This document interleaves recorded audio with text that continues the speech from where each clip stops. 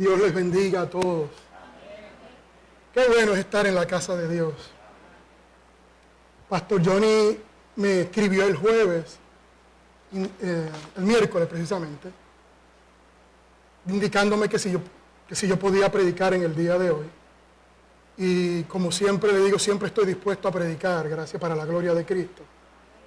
Hermanos, y me pasé el jueves el día completo preparando el mensaje, completo el día preparando el mensaje. Y gracias a Dios que lo preparé el jueves, porque viernes y sábado, inexplicablemente, estuve enfermo, o sea, caído, no es monga, no es gripe, no sé de qué se trata. Pero por eso tenemos que ser diligentes, ¿no?, con la cosa de Dios, porque si no hubiese preparado el mensaje inmediatamente el jueves, hoy no hubiese podido estar listo para glorificarlo a Él y para que la iglesia se edifique, ¿no? Nada, le damos las bienvenidas a todos, ¿verdad? Todos los que vienen de camino. Estamos esperando, ¿verdad?, que el Señor se glorifique en la mañana de hoy.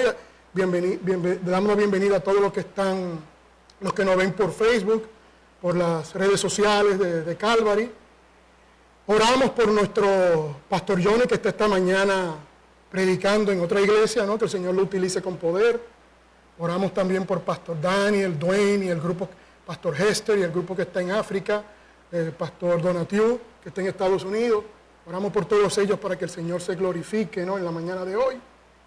Y vamos a comenzar nuestro culto hoy, nuestra predicación de la mañana de hoy, indicando cuál es el tema. El tema que tenemos para la mañana de hoy es cuando olvidamos la misericordia de Dios. ¿Qué pasa cuando olvidamos la misericordia de Dios? Y le voy a leer Jonás, nos vamos a concentrar en Jonás, capítulo 4. Le voy a leer, busquen Jonás capítulo 4 en sus Biblias. Vamos a leer Jonás capítulo 4, luego oramos y comenzamos. Cuando lo tengan, digan amén, hermano. Jonás capítulo 4. Dice así la palabra del Señor, me pueden seguir en sus Biblias. Pero Jonás se apesadumbró en extremo y se enojó. Y oró a Jehová y dijo: ahora, oh Jehová, ¿no es esto lo que yo decía estando aún en mi tierra? Por eso me apresuré a huir a Tarsis, porque sabía yo que tú eres Dios clemente y piadoso, tardo en enojarte y de grande misericordia, y que te arrepientes del mal. Ahora pues, oh Jehová, te ruego que me quites la vida, porque mejor me es la muerte que la vida. Y Jehová le dijo: ¿haces tú bien en enojarte tanto? Y salió Jonás de la ciudad y acampó hacia el oriente de la ciudad, y se hizo allí una enramada y se sentó debajo de ella a la sombra hasta ver qué acontecería en la ciudad.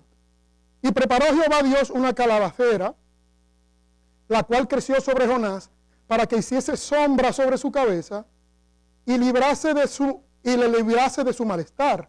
Y Jonás se alegró grandemente por la calabacera, pero al venir el alba del día siguiente, Dios preparó un gusano, el cual hirió la calabacera y se secó. Y aconteció que al salir el sol, preparó Dios un recio viento solano, y el sol hirió a Jonás en la cabeza, y se desmayaba, y deseaba la muerte, diciendo: mejor sería para mí la muerte que la vida. Entonces dijo Dios a Jonás: ¿tanto te enojas por la calabacera? Y él respondió: mucho me enojo hasta la muerte. Y dijo Jehová: ¿tuviste tú lástima de la calabacera en la cual no trabajaste, ni tú la hiciste crecer, que en espacio de una noche nació y en espacio de otra noche pereció? Y no tendré yo piedad de Nínive, aquella gran ciudad donde hay más de 120,000 personas que no saben discernir entre su mano derecha y su mano izquierda, y muchos animales. Que el Señor añada bendición a su palabra. Oremos, hermano. Gracias, Padre, por tu amor. Gracias, Padre, por tu misericordia. Gracias, Señor, porque tú eres bueno y tu misericordia son nuevas cada mañana, Señor. Gracias, Padre, porque tú eres lento para la ira y grande en misericordia, Señor. Señor, te presentamos en la mañana de hoy este culto, Padre, esta predicación de tu palabra, que sea para la gloria y la honra de tu nombre, Señor, y para la edificación de los hermanos, Señor. Ayúdanos, Señor, quita de mí, Padre, cualquier pecado oculto, cualquier situación que se pueda interponer entre mí y la predicación, Señor. Permite, Señor, que tu predicación llene a los hermanos, llegue a ellos, Señor, lo motive, Señor, a cada día más crecer en tu palabra, predicarla, Señor. Te presentamos también, Padre, a Pastor Daniel allá en África, el hermano Hester también, Pastor Hester, a Dwayne, todos los que están allá en África, utilízalo con poder, Señor, en la expansión del Evangelio. Te presentamos también a Pastor Johnny, a Pastor Donatiu, que están en la exposición de tu palabra en la mañana de hoy, Señor. Que todo sea para tu gloria. Te presentamos a los hermanos, Padre, que están enfermos, Señor, de nuestra iglesia, como el hermano Delgado. Pasa tu mano sanadora sobre él, Señor. Todo esto te lo pedimos en el dulce nombre de tu Hijo amado Jesucristo. Amén, amén, amén. Hermanos, como ustedes saben, a mí me gusta, antes de entrar de lleno en el tema, de cuando olvidamos la misericordia de Dios, a mí me gusta siempre dar un trasfondo histórico, un contexto cultural e histórico de lo que vamos a explicar hoy, para que aprendamos mejor, ¿verdad?, el contexto en que se desarrolla el libro de Jonás, básicamente. Y yo sé que muchos de ustedes lo saben, pero es bueno, ¿no?, recalcarlo y ver cuál es el contexto histórico, ¿no?, del libro de Jonás. Jonás, mis hermanos, fue un profeta para Israel, que de acuerdo a Segunda de Reyes 14:25, él nació en Gat-Efer. Gat-Efer es un poblado que está más o menos a 3 kilómetros noreste de Nazaret. Por tanto, Jonás era de Galilea. Ustedes recuerdan en Juan 7:52, cuando Nicodemo estaba defendiendo al Señor Jesús porque querían juzgarlo, querían ya establecer juicio sobre él, sin Jesús defenderse, sin dejarlo hablar, ¿no? Y le dijeron los fariseos a Nicodemo, que lo pueden buscar si desean, Juan 7:52, respondieron y le dijeron, ¿eres tú también Galileo? Le dijeron a Nicodemo, porque él estaba intercediendo, ¿no?, por el Señor. Escudriña y ve que de Galilea nunca se ha levantado profeta. O sea, una vez más los fariseos se equivocan, porque de Galilea, no solo Jonás, se levantaron 3 profetas. Ustedes lo pueden apuntar. Jonás, Eliseo y Oseas. Son 3 profetas de Galilea. Por tanto, los fariseos estaban bien equivocados, nuevamente. Bien, mis amados hermanos. El contexto histórico lo ubica en el reinado de Jeroboam II. Jeroboam II fue más o menos 793 a 753 a.C. Es que ubica el contexto del libro de Jonás y todo esto que pasó con Jonás, cuando Dios lo envía a predicar a Nínive, el arrepentimiento, ¿no?, porque Dios en 40 días iba a destruir la ciudad de Nínive, y Jonás, huyendo de la presencia de Dios, sale hacia Tarsis, ¿no? Como ustedes saben, Tarsis es lo que hoy llamamos la península ibérica, que es el área de España. Eso es Tarsis, en el día, como lo vemos hoy. Y esto se desarrolla, como le digo, en el tiempo de Jeroboam II. Yo lo ubico entre este pasaje en específico, entre el 760 y 775 a.C. Hay una tradición judía, una de tantas, una tradición judía, que indica, hermano, esta es una tradición judía que hay que verificar y es difícil de verificar. Después no digan, el hermano Espinosa dijo tal cosa de una manera dogmática. No. Que Jonás era el hijo de la viuda de Sarepta, el cual Elías resucitó en Primera de Reyes 17. Es una tradición judía que habría que verificar, no es nada seguro. Esta era una época donde había una gran prosperidad material en el reino de Jeroboam. Por esta prosperidad material, por decirlo así, lo que llevó fue a una bancarrota espiritual. Muchas veces, hermanos, cuando estamos en las buenas, cuando Dios nos da bendiciones, crecemos de un punto de vista económico y material, en muchas ocasiones no sabemos llevar estas bendiciones, no sabemos cómo asimilar estas bendiciones, y lo que nos trae en algunas ocasiones, no siempre, es una bancarrota espiritual, una apostasía, o sea, desviarnos de Dios. Y por eso muchas veces, Dios a veces nos mantiene a soga corta, hasta que nosotros maduremos, ¿no? Y podamos sobrellevar esas bendiciones materiales. Y esto pasa aquí en el reino de Israel.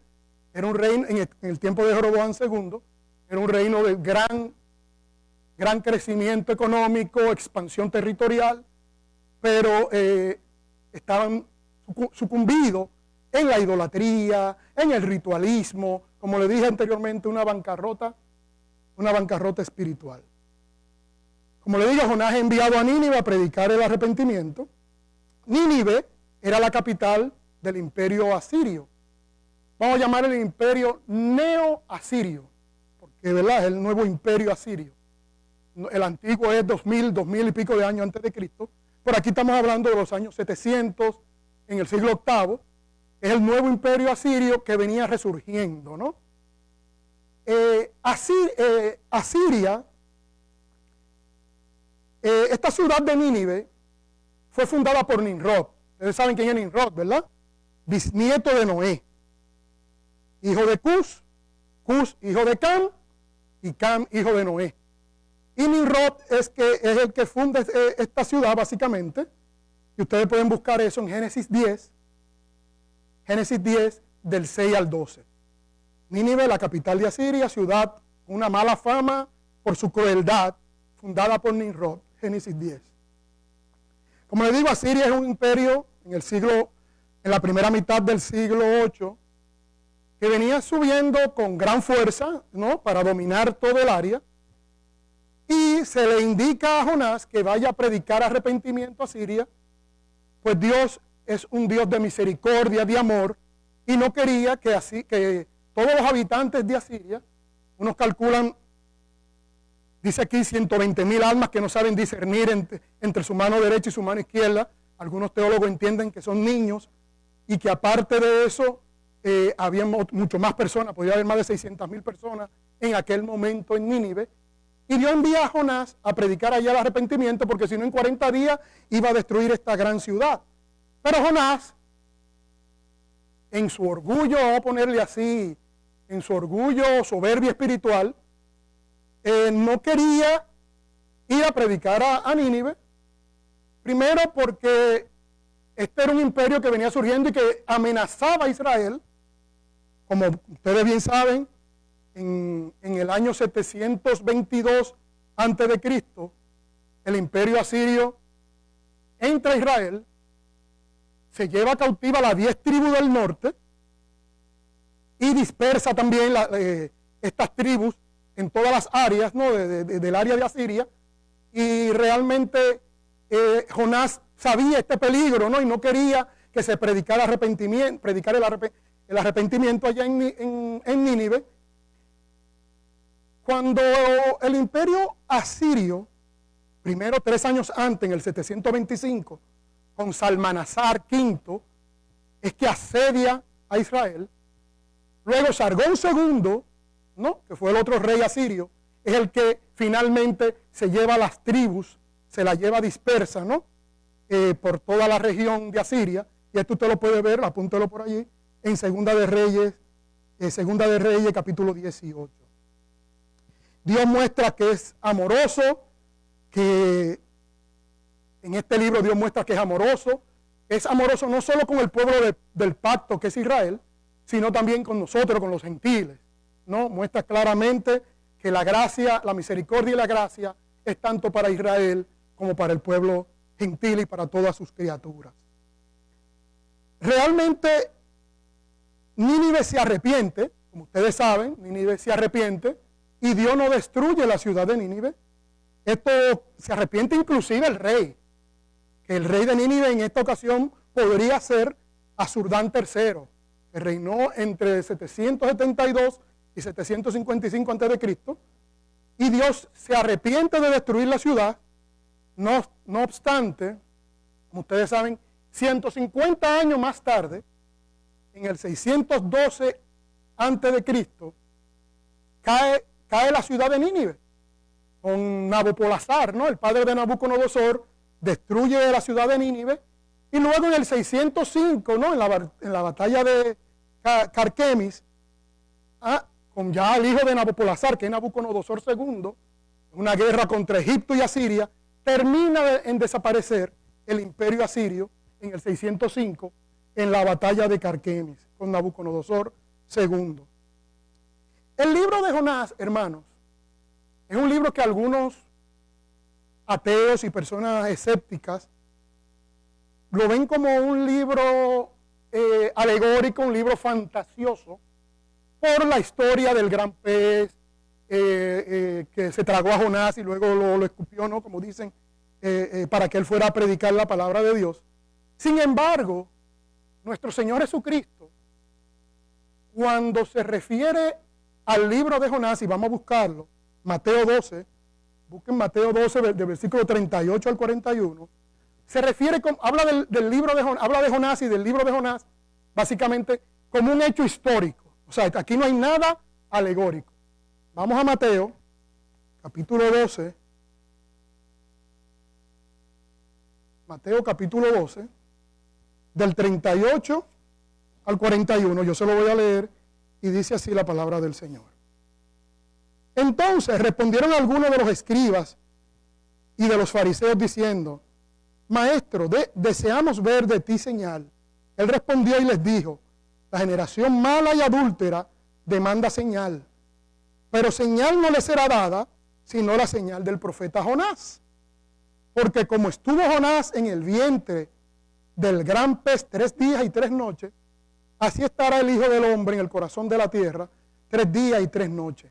Los hombres de Nínive se levantarán en el juicio contra esta generación y la condenarán, porque ellos se arrepintieron de la predicación de Jonás, y he aquí más que Jonás en este lugar.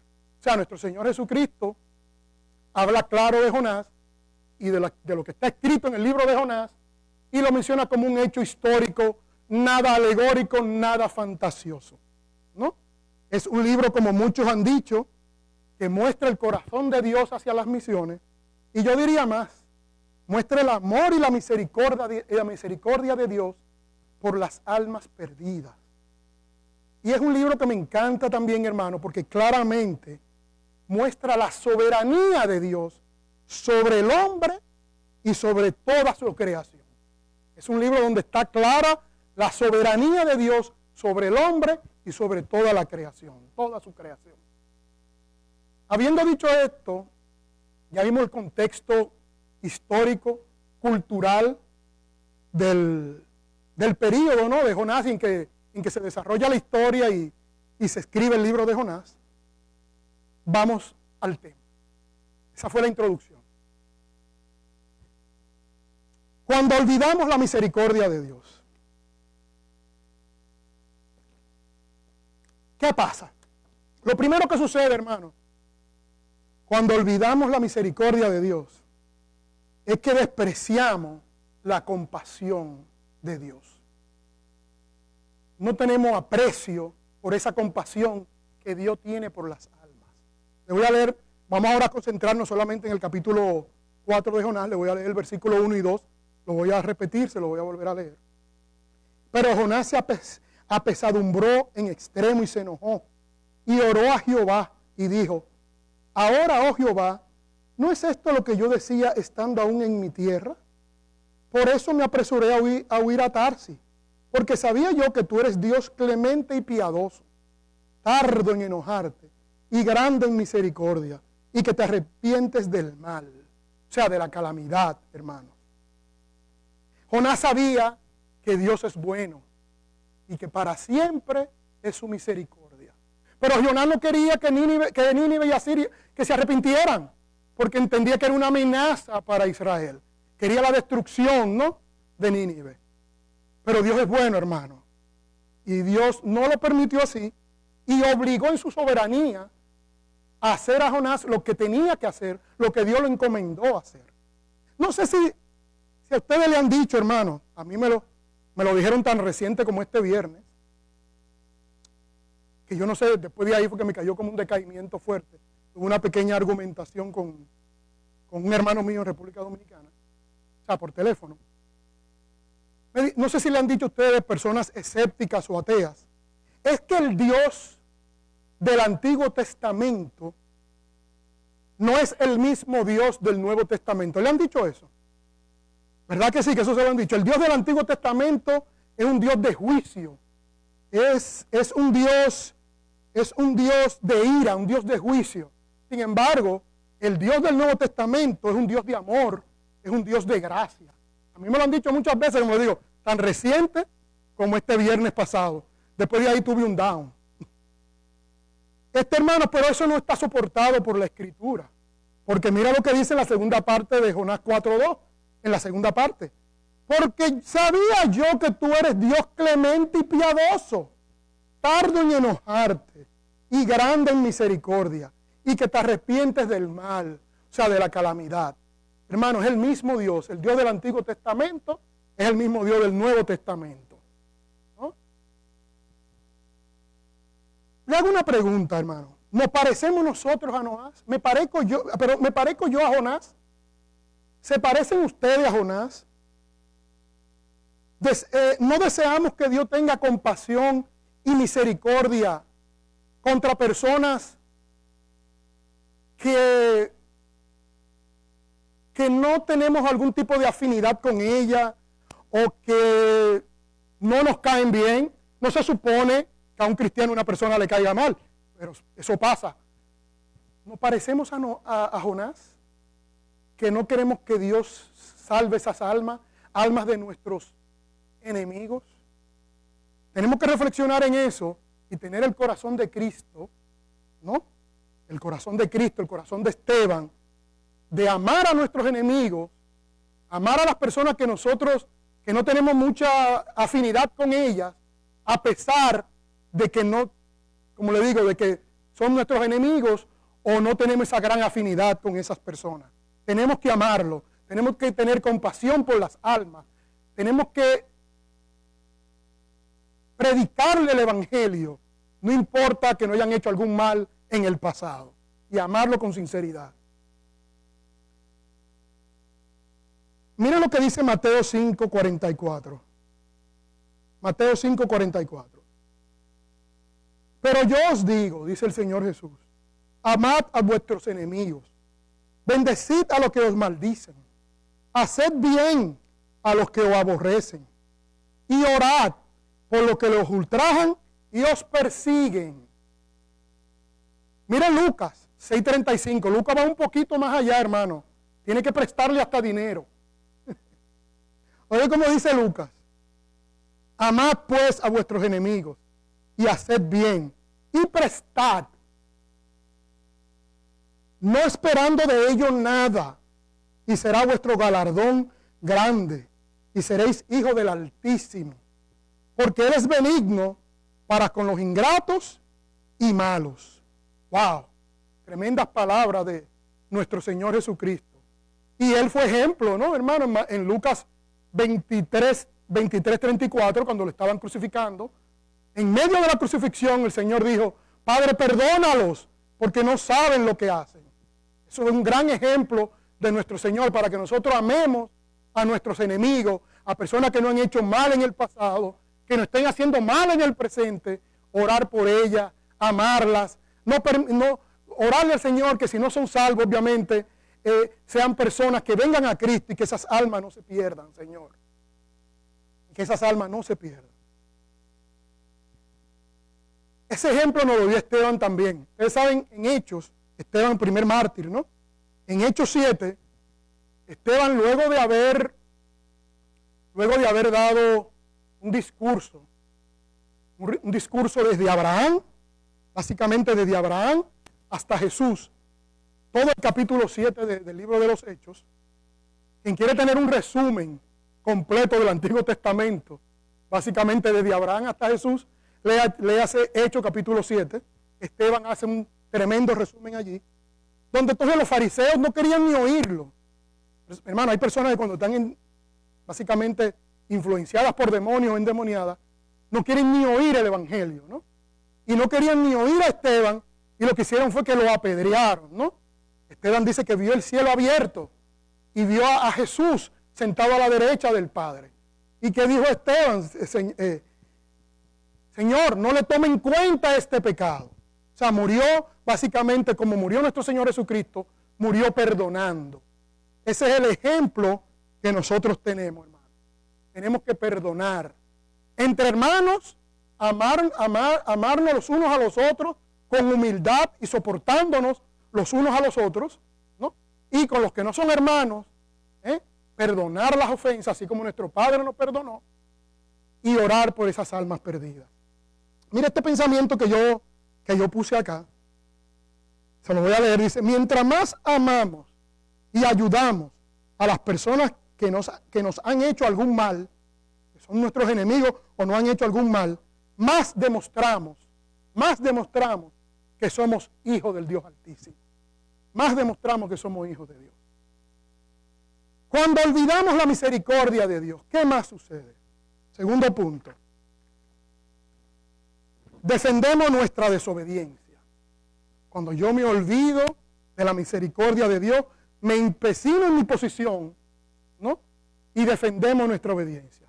Versículos 3 y 4. Versículos 3 y 4 de Jonás capítulo 4. Ahora pues, oh Jehová, te ruego que me quites la vida, porque mejor me es la muerte que la vida. Y Jehová le dijo, ¿haces tú bien en enojarte tanto? ¡Wow! Jonás estaba sumamente incómodo por la misericordia que Dios le había extendido a la ciudad de Nínive. Incómodo, incomodísimo. Por esta misma misericordia fue la que salvó a Jonás. Esta misma misericordia fue la que salvó a Jonás en el pez. Le dio salvación física y salvación espiritual. Y él estaba incómodo porque Dios tenía misericordia de Nínive, una misericordia, la misma misericordia que lo salvó a él. ¿Ven, hermanos, cómo somos los seres humanos? Es increíble. Y esta misericordia, como dice Lamentaciones 3:22, oiga lo que dice Lamentaciones 3:22, por la misericordia de Jehová no hemos sido consumidos, porque nunca decayeron sus misericordias. Hay que distinguir, hermano, hay dos palabras, ustedes la han oído mucho y la hemos definido mucho aquí, que es las palabras misericordia y gracia. Son palabras importantísimas, ¿no?, que están relacionadas a nuestra vida cristiana, pero son conceptos que hay que, ¿verdad?, tenerlos claros, definirlos y saberlo diferenciar, ¿no? La misericordia es cuando Dios no nos paga conforme a nuestra iniquidad, conforme a nuestra maldad, ¿no? Dios no nos paga como merecemos. Y la gracia, hermano, ese favor inmerecido que Dios nos da. Es un favor inmerecido. Cuando Dios nos da algo que realmente no merecemos. ¿Cómo es nuestra salvación? Nuestra salvación es por gracia, por medio de la fe, ¿no? Pero es algo que nosotros no nos merecemos. Es por los méritos de Cristo en la cruz del Calvario, ¿no? Como dice en Efesios 2:8-9, que siempre lo hemos dicho aquí mucho, porque por gracia soy salvo, por medio de la fe, y esto no de vosotros, pues es un don de Dios, no por obra para que nadie se gloríe, ¿no? Hermano, nuestra salvación son por los méritos de Cristo. Nada que usted haya hecho, por más bueno que usted sea, nada de eso tiene mérito ante los ojos de Dios. Es lo que Cristo hizo en la cruz del Calvario, y tú aceptando ese sacrificio es lo que te da la entrada, ¿no?, a Dios el Padre y a la vida eterna. Lo único, hermano, que usted pone, lo único que usted aporta en su salvación son sus pecados. Más nada, hermano. Sus pecados. Porque hasta la fe, mediante la cual esa gracia es aplicada, le es dada por Dios. Esa fe por mediante la cual usted cree, le es dada por Dios. Entonces, usted no tiene nada en que gloriar en la salvación. Y eso destruye el orgullo del hombre. Porque es que el hombre quiere ser protagonista en la salvación. Y la salvación es de Jehová. Como dice el mismo Jonás, capítulo 2, versículo 9, si mal no recuerdo. La salvación es de Jehová. Mira, hermano, como dice Habacuc 3:2, dice el profeta, le pide al Señor que en tu ira ten presente tu misericordia. Y eso es lo bueno de Dios, que en medio de su ira tiene presente su misericordia. A pesar del juicio de Dios, le pidió a Dios que se diera y no derramara toda su ira que ellos merecían. Eso es tener misericordia. David en el Salmo 51, hermano, cuando confiesa sus pecados, dice: ten compasión de mí, oh Dios, conforme a tu gran amor, conforme a tu inmensa bondad, borra mis transgresiones, lávame de toda mi maldad y límpiame de mi pecado. A pesar de sus muchos fracasos, David le pidió a Dios que se diera y no trajera sobre él todas las consecuencias de su pecado. Eso es misericordia. Cuando Dios en su amor no nos paga conforme a nuestra iniquidad, ¿no? Y gracias, ya lo acabamos de definir, ese favor inmerecido de Dios.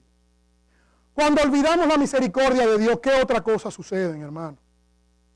Mostramos nuestra depravación. Hermanos, cuando olvidamos la misericordia de Dios, mostramos claramente lo depravado que somos.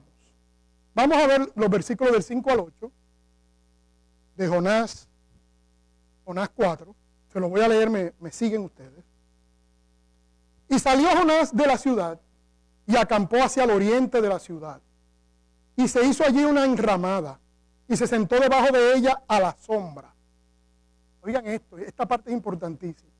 Hasta ver qué acontecería en la ciudad.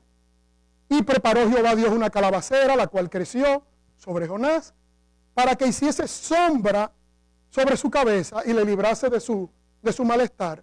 Y Jonás se alegró grandemente por la calabacera, pero al venir el alba del día siguiente, Dios preparó un gusano, el cual hirió la calabacera y se secó. Y aconteció que al salir el sol, preparó Dios un recio viento solano, y el sol hirió a Jonás en la cabeza, y se desmayaba y deseaba la muerte, diciendo: mejor me sería para mí la muerte que la vida. Hermano, mire la depravación del ser humano. Todos nacemos con esta natural, desde nuestros padres, Adán y Eva, donde el ser humano cae, ¿no? Todos nosotros, Adán y Eva, representantes de toda la humanidad, todos nosotros venimos con una naturaleza caída, depravada. Somos depravados por naturaleza, aunque no nos guste oír el término. Somos degenerados espiritualmente. Solamente el Espíritu de Dios morando en nosotros es que nos hace una regeneración, ¿verdad? Y nos convierte en seres hijos de Dios e inclinados hacia el bien, ¿no? Teniendo siempre una lucha con la naturaleza depravada. Miren lo siguiente. Ya Jonás sabía claramente que Dios había perdonado a Nínive. O sea, ya Dios había perdonado a Nínive. Sin embargo, todavía en su depravación, él se sentó a ver, ¿no? A ver qué iba a acontecer con aquella ciudad. O sea, él todavía tenía la esperanza de que Dios destruyera a Nínive. ¡Wow!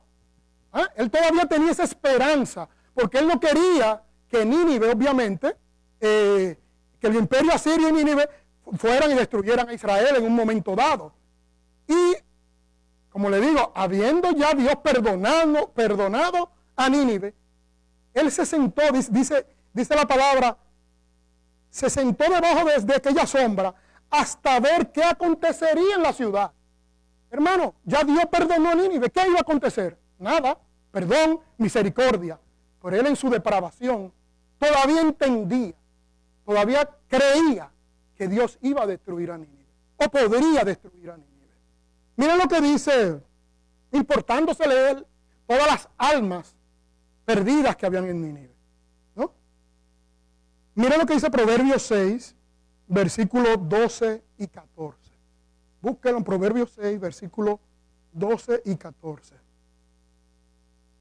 Y dice así, en el versículo 12: el hombre malo, el hombre depravado, es el que anda en la perversidad de boca. El 14 dice, perversidades hay en su corazón. Anda pensando el mal en todo tiempo. Siembra la discordia. Mira lo que dice Jeremías 17:9, tanto que lo hemos leído acá. Engañoso es el corazón más que todas las cosas. Y perverso, ¿quién lo conocerá? Hermanos, si no hay un renacer, ¿no?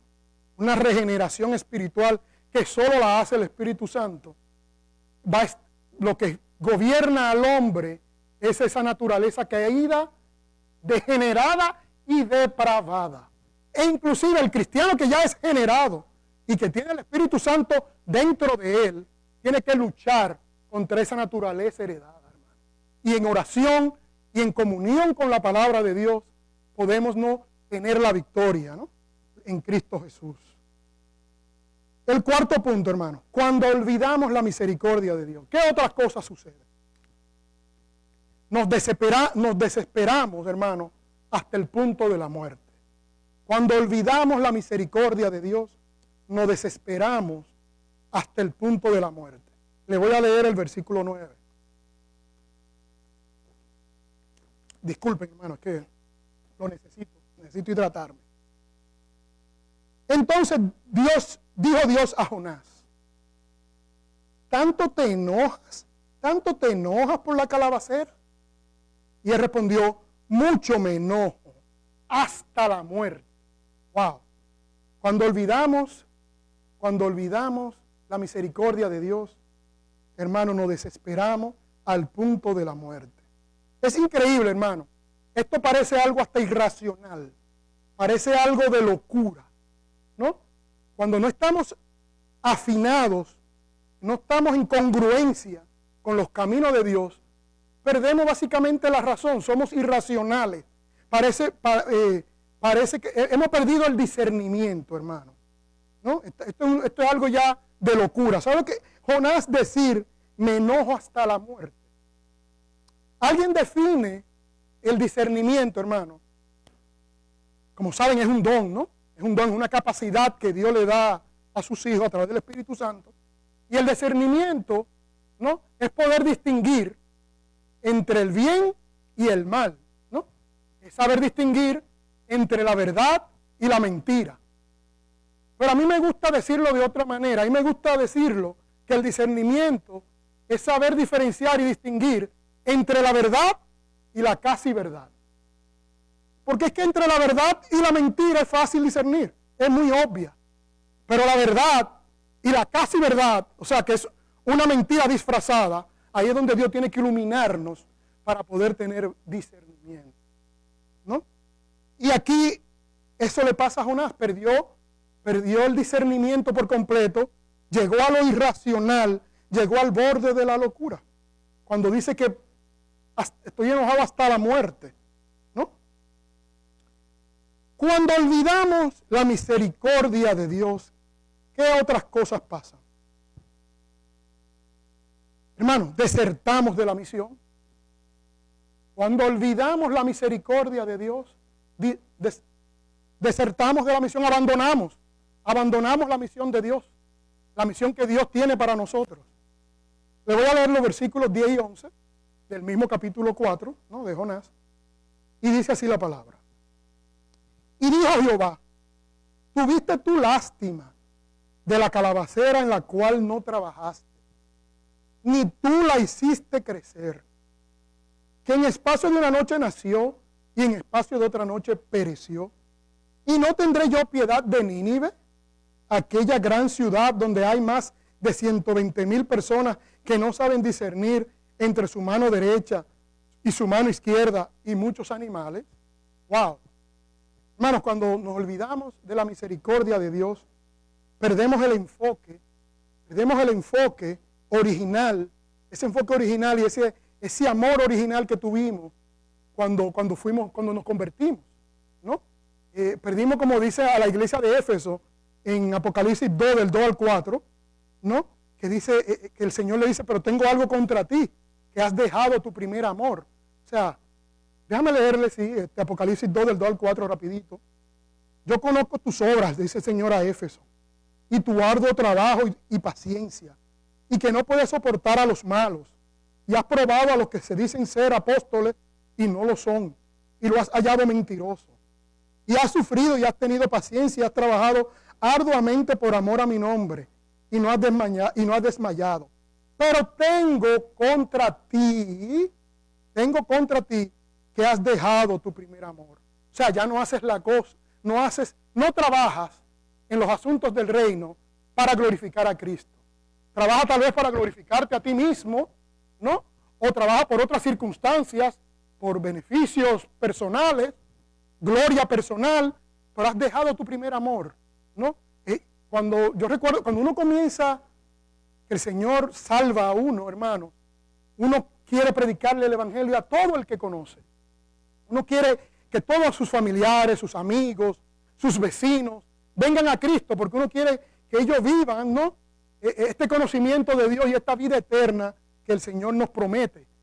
Pero cuando no estamos afines a esa misericordia de Dios, cuando nos olvidamos de ella, pues nos olvidamos de ese primer amor, hermano.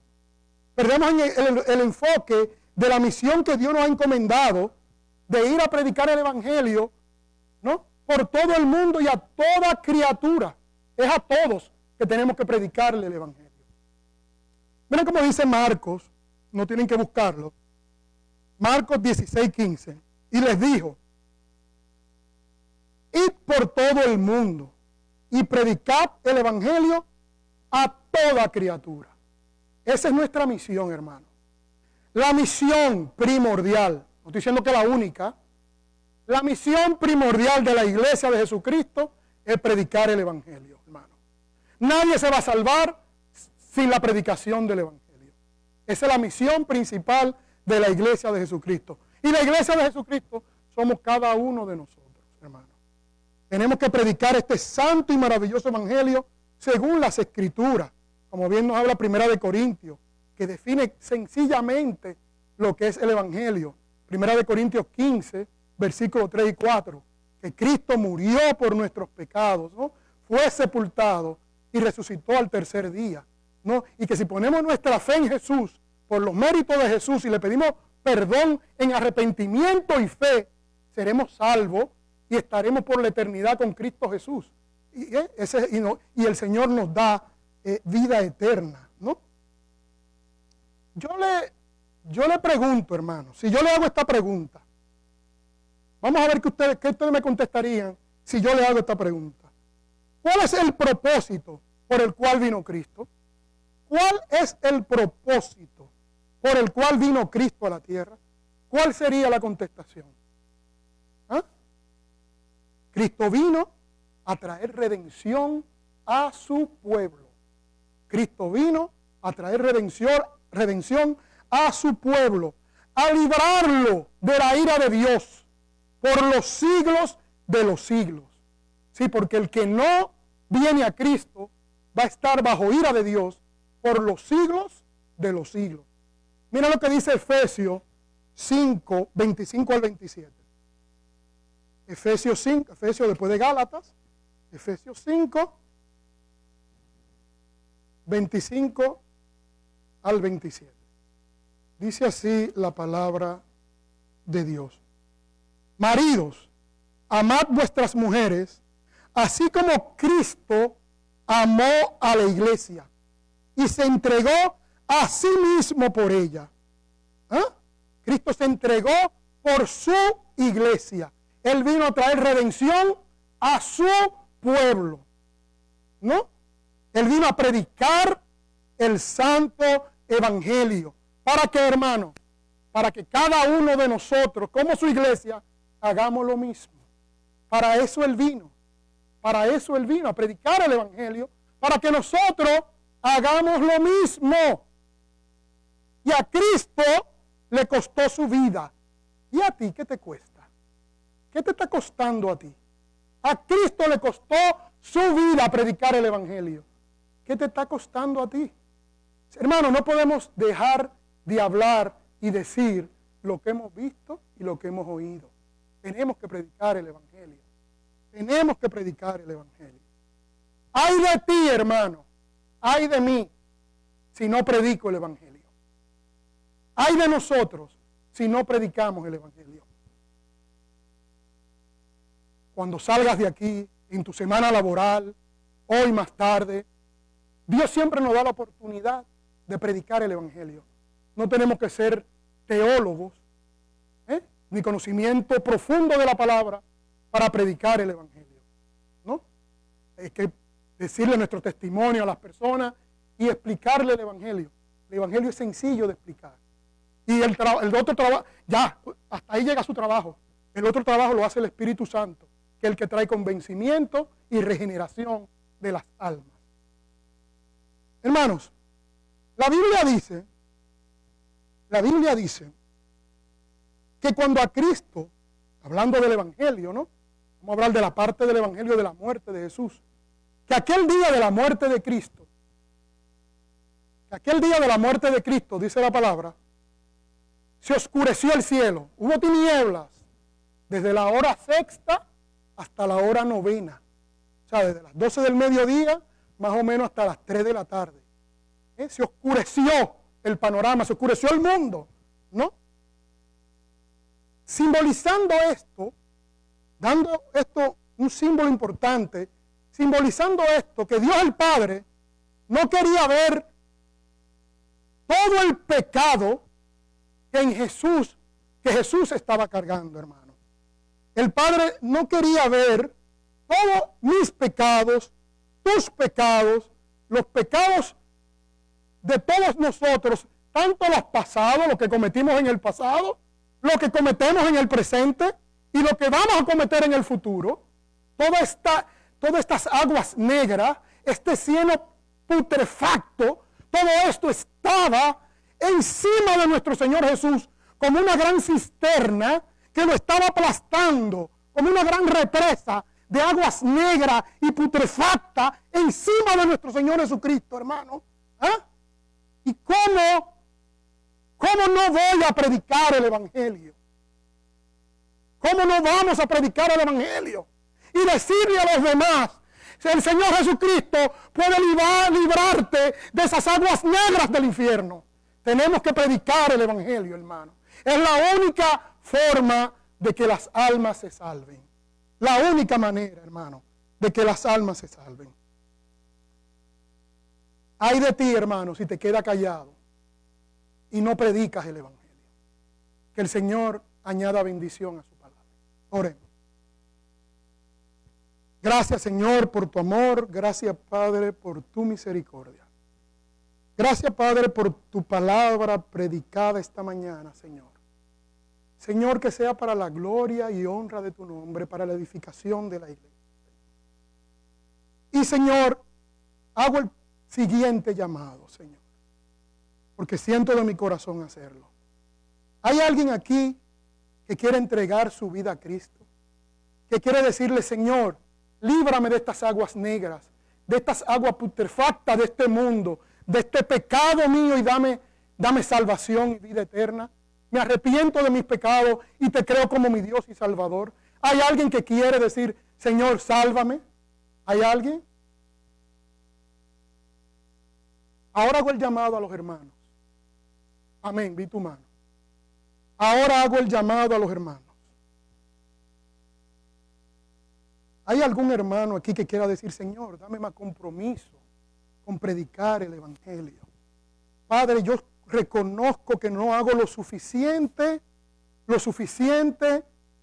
por predicar el Evangelio, que tú mereces más de mí.